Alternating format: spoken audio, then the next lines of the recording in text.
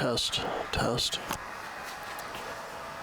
Okay, we are going to set up a file in Adobe Illustrator to send to the vinyl cutter, and I'm also going to show you how to get the vinyl cutter prepared and ready to cut some vinyl. So in Adobe Illustrator, we're going to open up New File. And because the size of our paper is 12 by 18, we want a little bit of a border, so let's create a document that is 11 by 17 inches. We'll do some Illustrator basics in class, and there's some tutorials linked in my courses shell under computer tutorials, but here's our document. I'm going to need to turn on rulers. So under view, turn on rulers. That way we can see like where everything is in our measurements. And I'm just going to make some simple patterns. We'll make some rectangles. They don't need to have a fill, so you can turn off the fill. And we're just going to create some patterns that we can cut out and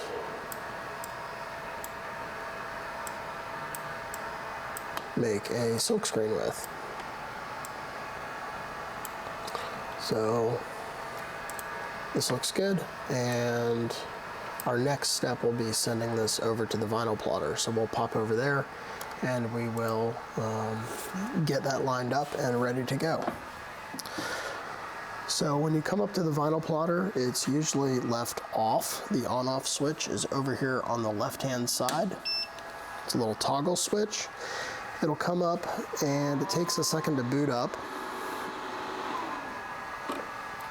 And depending on who used it before you, the material, this vinyl, which is an adhesive kind of sticker material, may or may not be lined up correctly. So let's assume that it is not.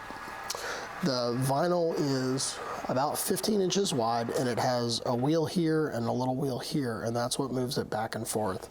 So we need to push this lever in the back to loosen those wheels, and now you can move the material back and forth under the wheels.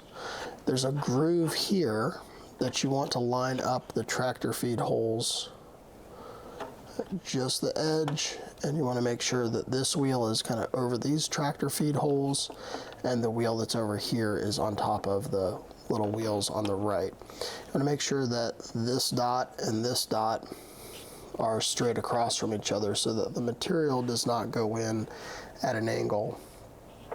Once you have it lined up, we'll lift that lever back up, which lowers the wheels.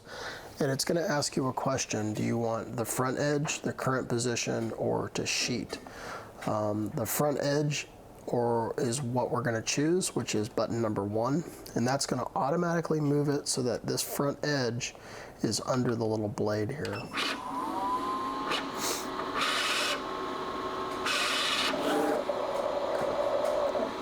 It takes a couple of seconds, but now the blade is at the front corner. Before we start cutting, we need to do a couple of things.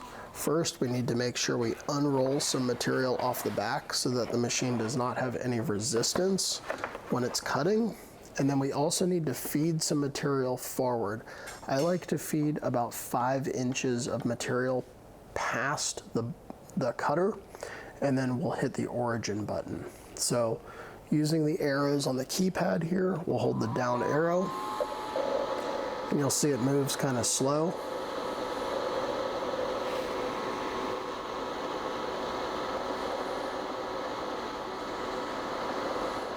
And once we get to about 5 inches, or about this much of your hand, go ahead and hit the origin button. That makes it so when we start cutting and the material slides up, it doesn't come off. So once we have all of our format drawn, our file drawn with our shapes, everything is on one layer in this file, so that's relatively important. If we had multiple layers, you'd want to make sure the other layers were turned off and locked. So we want to go ahead and select everything on this layer, and Once it's selected, we don't have any overlapping shapes. If we did, we'd need to use the Pathfinder tool to join those shapes. We'll go to File, and we'll go to either Cutting Master 4 or 5, depending on what computer you're using. And then it'll either say Cut Plot or Send to Cutting Master 5. Click that, and it'll launch the Cutting Master driver. When this opens, sometimes the orientation of the file is horizontal. If that's the case, right here, you'll need to rotate it so it's in a vertical orientation, because the vinyl is only 15 inches wide and the file is 17 inches long, so it will be bigger than the vinyl is wide. And then we also need to flip this, reverse it, because this image actually goes on the back of the silkscreen and it'll be printed. To have it print the correct orientation, you need to reverse the image. Once it's reversed, I like to move this up and over a little bit so it's not in this corner where the tractor feed holes are and where the edge is. Once it's moved up a little bit and to the left a little bit, you can hit send and send it to the vinyl plotter. And you'll hear the machine start to cut, and it does some magic and it cuts out our stencil for us.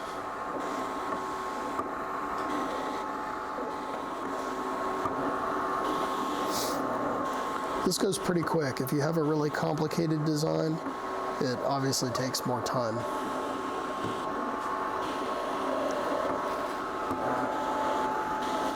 So while that's cutting, you can come back onto the computer and close out the Cutting Master driver software. And don't forget to save your Adobe Illustrator file. So over here on the vinyl plotter, we need to feed this down some because our cut lines are all the way up here, and if we try to cut it, we'll run into a problem. So feed this down until you have a couple of extra inches past the bottom of your last object, which mine's right here. And what happens is on the silk screen, it will give you a little bit of a border. So take the razor knife, there's a groove right here. We'll make a nice straight line. And now this is ready for the next person.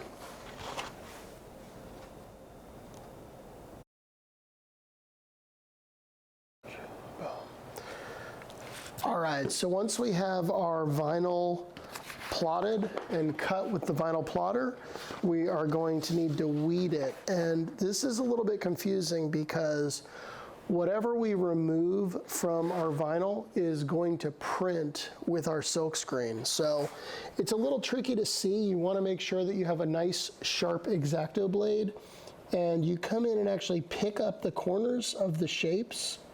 And the vinyl is really, really sticky. Has a lot of stick, a lot of tack. So you want to be very mindful when you're weeding this that the vinyl, the sticky side doesn't hit the surface that you want to keep. So you just lightly pick up the corner and peel that away. So some people think this is kind of fun. Some people think this is incredibly tedious.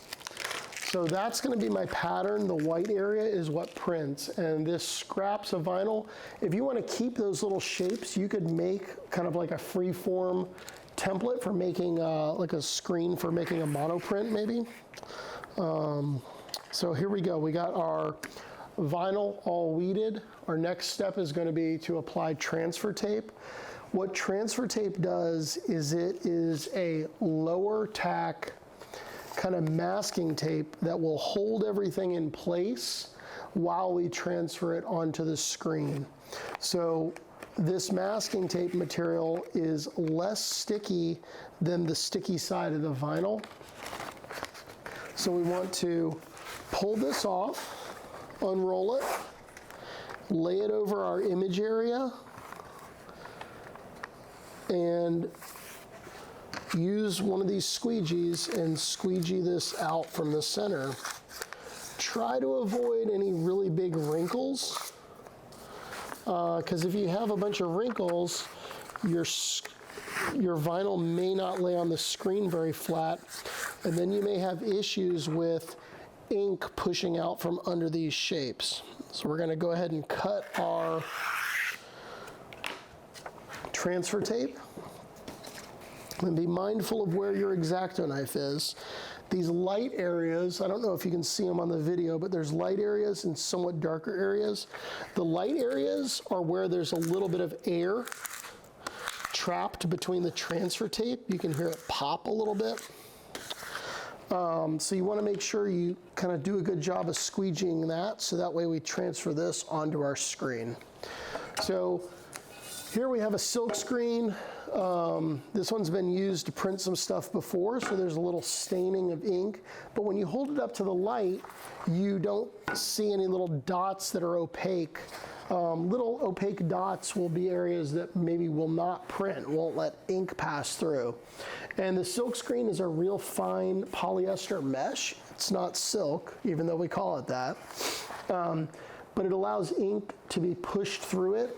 And this stencil is going to go on the back side of it, which is the side that faces your paper. So the reason we reversed it is because this actually gets printed like that way. And it'll cause it to be backwards if you don't reverse it. So we're going to go to the corner of our vinyl and peel this up.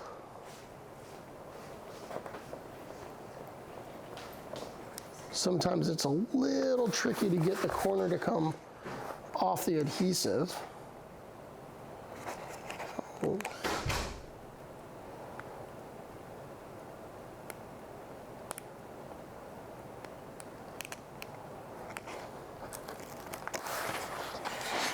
Let's move this silk screen out of the way. Set it over here.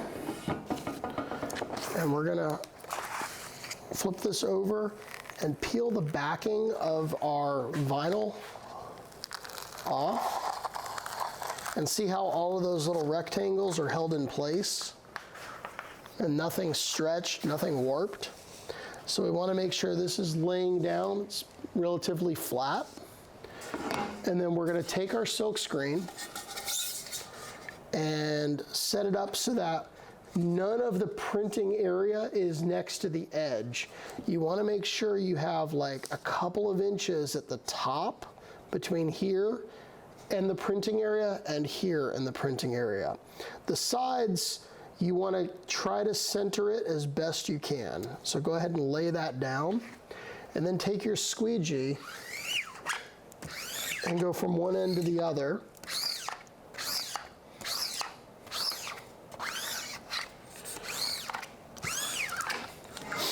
And I always like to give it a little extra squeegee because I worry that it's going to leak. Then we flip it over because we need to remove that transfer tape, because that transfer tape obviously is opaque and won't let the ink come through. So when I peel this off, I like to have it at a very low angle, parallel to the vinyl and the screen. Now, if you have something that has like maybe text or some really little shapes, you got to be really careful, and they might start to peel up and stick to the transfer tape.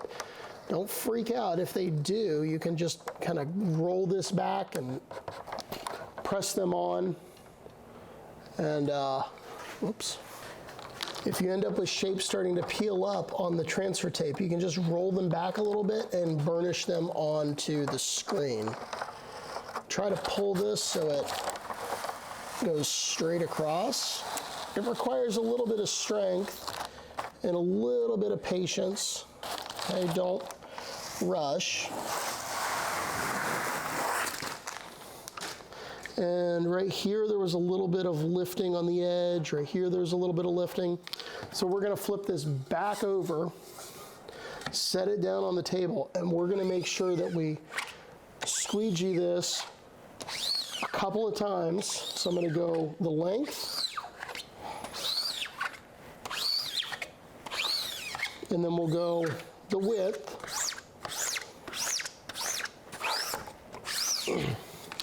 And we have a silkscreen stencil that is almost ready to print.